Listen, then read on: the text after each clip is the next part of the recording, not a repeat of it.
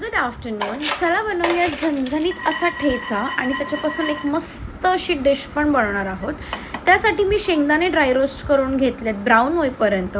नंतर मी घेणार आहे भरपूर मिरच्या आणि भरपूर लसूण.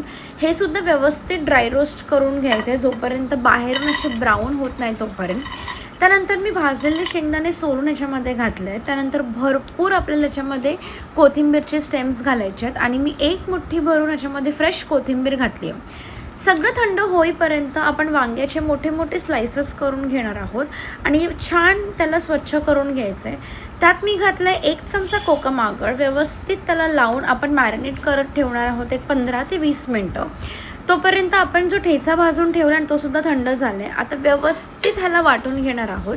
सो आज मी ठेचा मिक्सरमध्ये नाही तर पाटावरती वाटणार आहे आणि ह्याची टेस्ट जी आहे ना खरी ठेचाची ती इथूनच डेव्हलप होते. कारण हा इतका टेस्टी बनतो, म्हणजे अगदीच गावी बनतो तसा नाही, पण पाटावरची टेस्ट वेगळीच असते.